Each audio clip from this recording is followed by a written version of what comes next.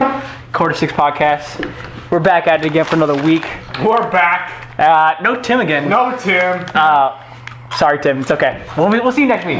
But so the NBA playoffs, is second round is up, and of course we had some surprises. The Celtics beat the Bucks first game, and the Raptors beat the Sixers their first game, and the Warriors won. So, what is you guys' biggest takeaway, I guess, from this weekend? Go ahead, Kev. Let's talk about the previous series, the Denver Nuggets and the San Antonio Spurs. Oh, right. That was actually a really good series to watch. Yep. Because the Spurs coming in, I'm not even expecting to do much, but you can't look past the Spurs and Greg Popovich, so there's not much you can do. Yeah, I think the Blazers. This is their easiest way to the Western Conference Finals. I think they will beat Denver in 4. Actually, I don't see Denver. Denver's not good. They're not a threat. But another team I would like to shout out is Celtics. The Celtics. They beat the Bucks, which I was very surprised about, in Milwaukee. Kyrie, of course, had a good game. Tatum, all those guys had a good game. But I was really disappointed to see Giannis not be as aggressive as he should have. He didn't shoot well from the field. The Bucks, they just couldn't. The surrounding players just couldn't help Giannis that day. So it was sad to see. Also, I'm very impressed with the Celtics now. Like, they figured it out at the right time. At the end of the season, they're losing a lot of games and just not playing well at all. But in the playoffs, they really figured it out and are starting to play the way they're supposed to. Giannis Antetokounmpo. Anti's got what is it?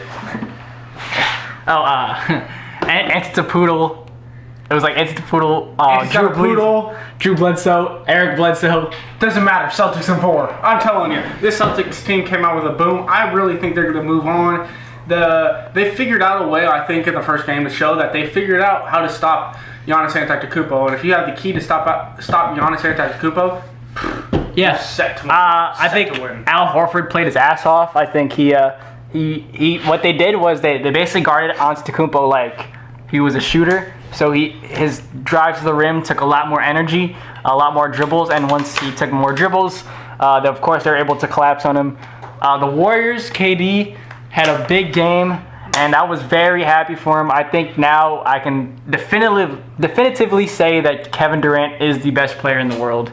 Yes. I don't think there's any question about it. He went off, and I think he's leading. If he plays like this throughout the playoffs, they will win a championship. I think they'll sweep whoever comes out the East. He's just unstoppable right now. Yeah, the players are going right on him to prevent the drive, and he just shoots right over them. Did you see with the Clippers, Gary or JaMychal Green had a hand in his face, really covering his eyes, and KD is just Yeah, his one-legged step backs, his getting to the rim. He's been really well. He's been doing that really well.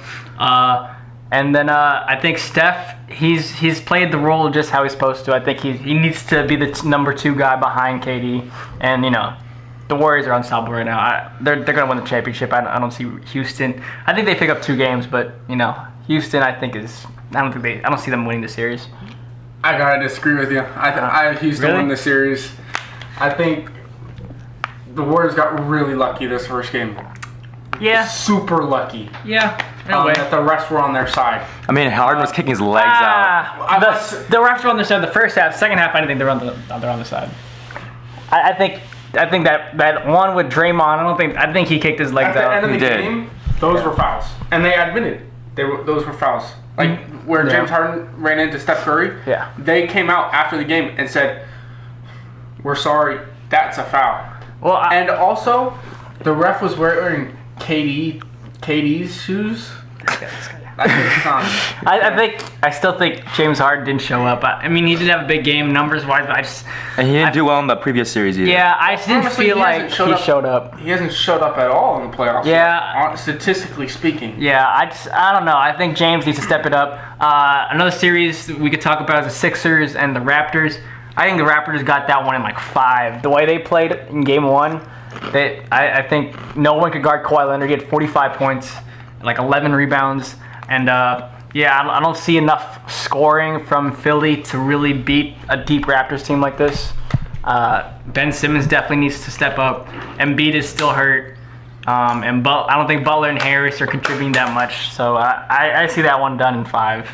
Yeah, also about the Sixers, like they have all this talent together, but when in the playoffs, you don't really see them like they're not playing together. Like they're just like trying to go ISO and not running a certain offense, and that doesn't help you win. Right, and I also think Jimmy Butler, as great as a defender, I believe he is. I think he's a top 5 defender actually, but I think Kawhi Leonard's a top 3 offensive threat. The guy is a monster. He's been playing lights out, and I don't see Philly pulling this one out at all. You can have a roster and have your roster can look stacked on paper, but when it comes to the game and you look like this Philadelphia 76ers, you're not going to win a single basketball game. Yeah, they're not playing together. And that's how you win a game. That's how the Raptors won a game, is because they play together. They're so much deeper. You got Lowry and Van Fleet off the bench, of course. But then you also Jalen. Of course, you got guys like Siakam, Anunoby, Marc Gasol, Serge Ibaka, just complementary role players that fit perfect for Kawhi Leonard. So they're a deep team. I see them winning in about 5 games. NFL draft was on Thursday. First round came, and we had a lot of big surprises. Raiders took Cleveland Farrell at 4. The Giants took Daniel Jones at 6, and Drew Lock didn't get picked, or DK Metcalf till the 2nd round. Who are you guys' biggest winners, and who's your biggest loser? The biggest loser is the New York Giants. Yeah. You had a chance to revive your football team, and you take Daniel Jones. He's such a bum. From Duke. Why wouldn't you go with a quarterback that actually played on a good team, Dwayne Haskins, but you guys want Daniel Jones, who played on Duke, and how many picks did he throw? He threw a lot of picks. I mean, the guy, according to Todd McShay had him at like 123 out of the possible 300 players, and it was just sad to see, because the way they explained it is that they were going to wait for Eli to retire in 3 years, and then he'll play. But even at that, he's a good backup, I heard. So I don't see him being very good. My biggest winner, though, for me, would have to probably be, like, as much as I hate to admit it, would be the 49ers. They picked up Bosa. They already had D Ford, and they have like Solomon and a bunch of other guys that contribute on their defense. So San Francisco definitely, I think, won the draft. And I think my winner, one of my winners would be the Washington Redskins. For you, Tim. Yeah. They didn't even have to trade up to get Dwayne Haskins, thanks to the Giants' stupidity, and they got Montez Sweat. Right. Yeah. I liked both Sweat and Haskins as their picks. That was also a very big team that won. Who's your winner? My winner, New England Patriots. I think N'Keal Harry, and they also got Damian Harris. I think that's going to be a stacked squad. I think Harry from Arizona State is absolutely huge. Yeah. Addition to Tom Brady, I think they're going to win another. I'm going to be honest. They got a few O-line players. They got another QB from Auburn. He's good. I heard that QB from Auburn. I heard he's really good. He's better than Daniel Jones. On the line. I think they're going to be good this year. One of the teams that I thought did a really good job was actually the Colts. The Colts picked up Rock Ya-Sin, one of my favorite players of the draft. Cornerback from Temple. They got a bunch of guys who could come in, contribute. I don't know if I'm saying this right, Benogu from TCU, the linebacker. Yeah. He had a really impressive year, of course. And I think the Colts, they definitely got better. They traded back from the 1st round to the 2nd round, I believe. And then we also traded the Cleveland Browns for what cornerback did they get? They got a cornerback from LSU, I believe. Greedy Williams. Yeah, I think I'm fine with that actually, but the Colts did what they did really well was they took a bunch. They'd rather get a bunch of B+ players than one A- guy. Yeah. Which is really smart. They also got a linebacker from Stanford, Bobby Okereke. Yes. He was really good. That's what we did last year, also. You know. Yeah. We got. Bunch of good role players to surround. It was really good to see that. Yeah, we got a few. We got that 1A guy from Notre Dame. I cannot believe I can forget his name. Quentin Nelson? Quentin Nelson. Yeah.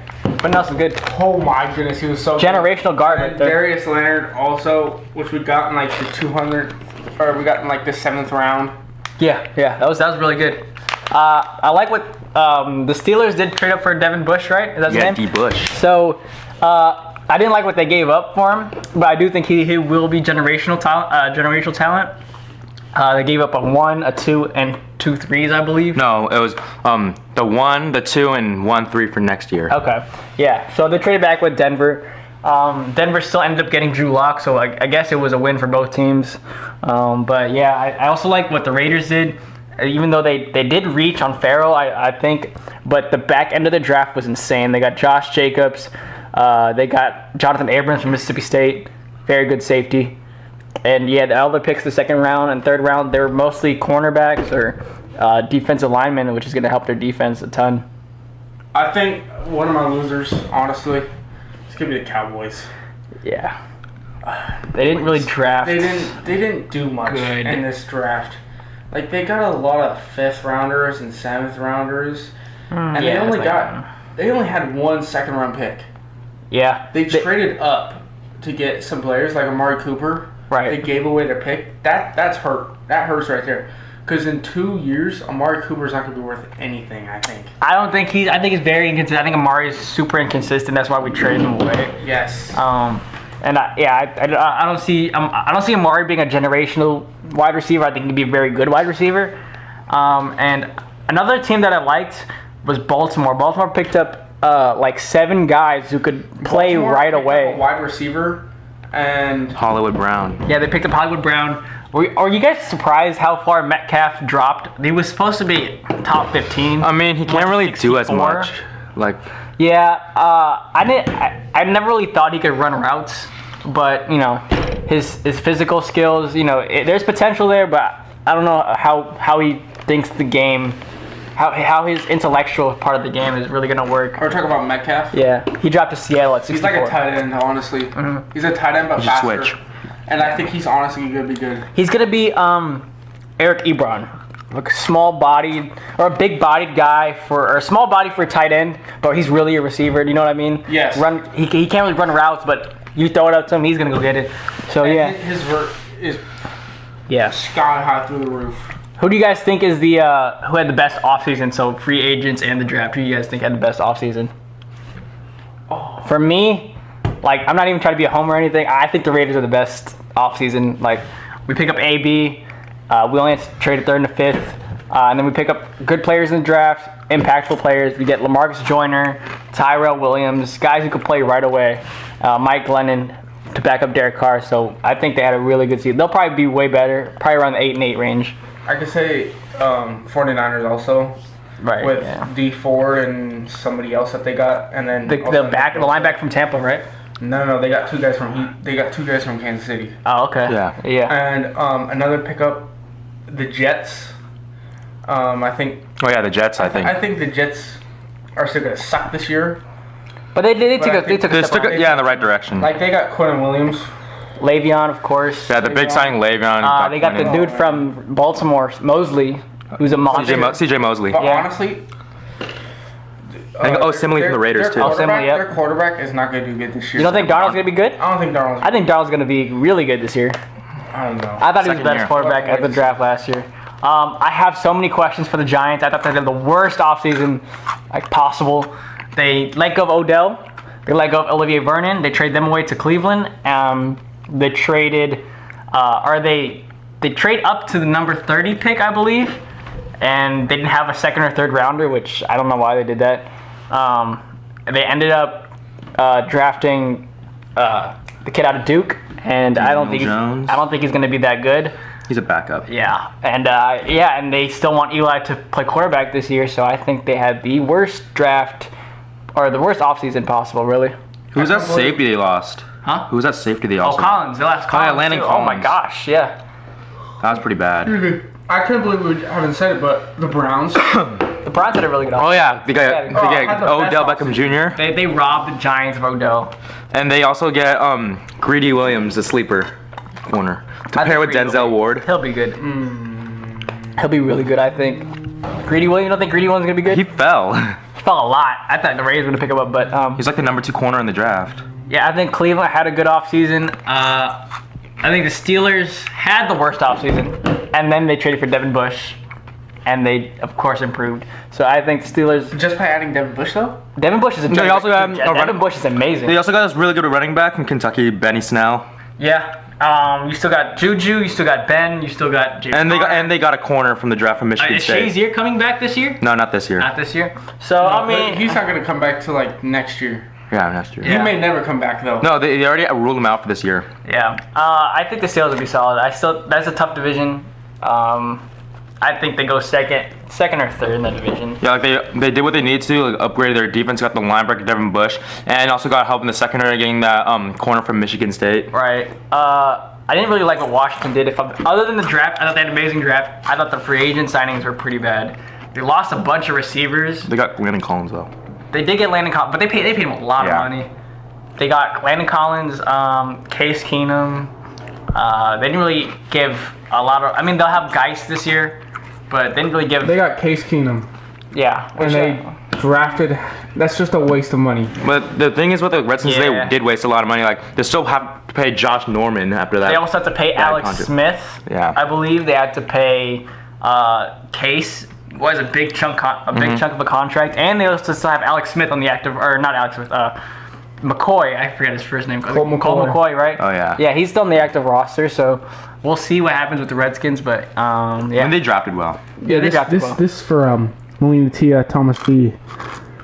Steelers will never win a playoff game next 5 years, guaranteed. We're not on hot takes yet. Okay, we'll talk about that later. So it's time for retro topics. So today's retro topic will be who was the most iconic athlete ever, and I'll go first. I believe that the most iconic athlete ever was Allen Iverson. I think he introduced what we know now as the NBA, really. He had a before Allen Iverson, there was no players rocking tattoos or chains, braids or chains, having really a lot of style. Everybody was really, business-like. And then Allen Iverson comes around. He's a cultural icon. He has braids, he has chains, he has tattoos, he has arm sleeves. No one really rocked arm sleeves back then. And yeah, I think even though he didn't ever win a championship, I think that he really raised the players that are today. When you see Russell Westbrook or Damian Lillard, all those guys, they kind of take after Iverson. I think Roger Clemente was a Roberto Clemente. Roberto Clemente was a huge thing for the MLB, coming from the not the Dominican, no, but from the Caribbean, and it's from Panama, I think. Panama. Is he from Panama? I thought he was from Cuba. He was from Cuba. Cuba? Okay. Yeah, I'm pretty sure he was from Cuba, and I think that's a huge thing for all these international prospects that are coming into the league now that they're being accepted, like Roberto Clemente was in the league. Yep. Sticking to baseball, Jackie Robinson. Puerto Rico. Jackie Robinson from the Negro. They brought him from the Negro leagues, and he basically started like the trend of like black people are allowed to play in the major leagues. Like obviously, once he first came into the league, no one really accepted him. People were trying to hit him with pitches.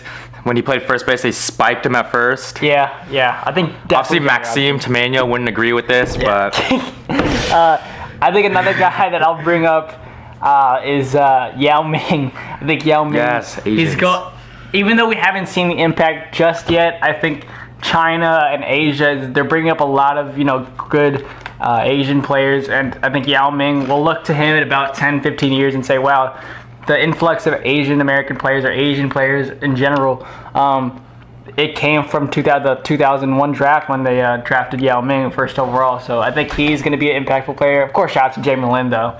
He was iconic. He's from the Bay. Yeah, he's from the Bay, repping the Asian Americans.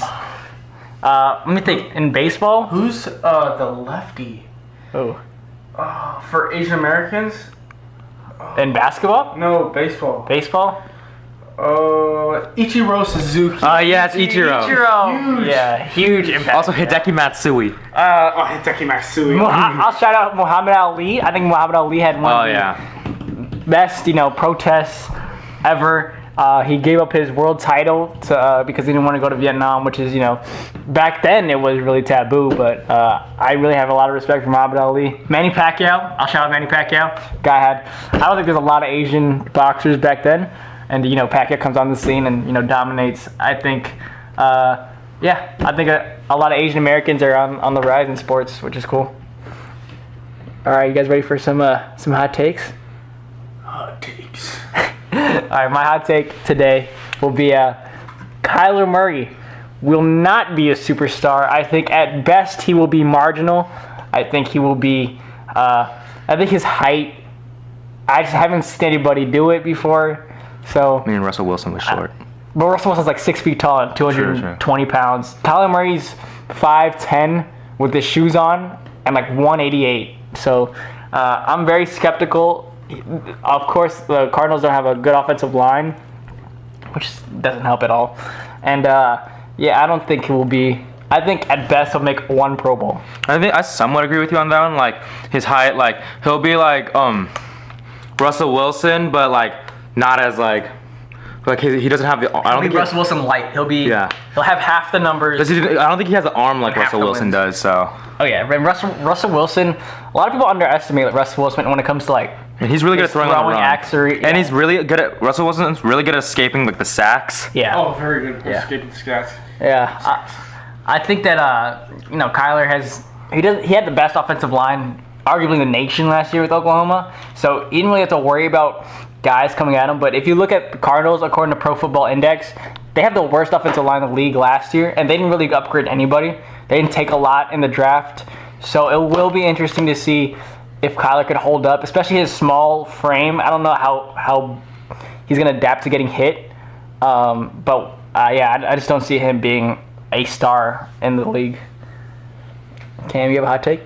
My hot take, this one's for you, Mr. Meyer. They're your proud sponsor of Quarter Six Podcast. I think the Sharks will make it to the Stanley Cup. You don't think, or you think they will? I think they will. Okay. They're not going to win it. Carolina Hurricanes are going to win it. They just beat the defending champions, the Washington Capitals, as a comeback. And I know it's a comeback, but I think they're really strong. They're up 2-0 on the Islanders after they're going to beat them today. Yes. Well, they beat them already yesterday. So they're up 2-0 on the Islanders. I don't see them coming back. I think the Sharks are going to take the Avalanche to 7 games. I think the Blues are going to go...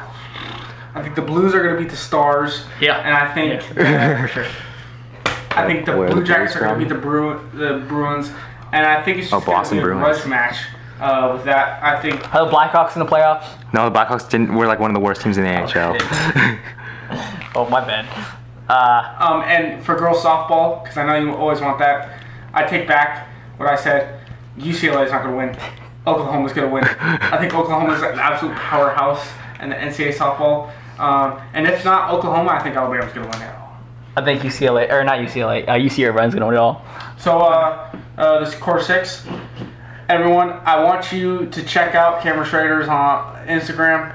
He's got Quarter 6 merchandise. He's got Quarter 6 stickers. If you want a hat, hit him up. He'll make a hat. Yeah, we'll make a hat for you. If you want a Quarter 6 jersey, I'll show you what it looks like. I'm telling you, man, we're growing. And remember to check out our what is it going to be called? Our music podcast? Music podcast, Quarter 6 music podcast. That's gonna drop this soon. So. Thank you. Wait, we gotta shout out somebody. Oh. Shout out Malini Tia. I'll shout out. Actually, go first. I have to look. I want to shout out Haley Dean. She's a K&N NASCAR driver. I think she's gonna be really good. And I just want to shout you out. I'll shout out the Bumble app, and that's all I'm gonna say. Shout out the what? Thank you. Hey, subscribe, like, and comment.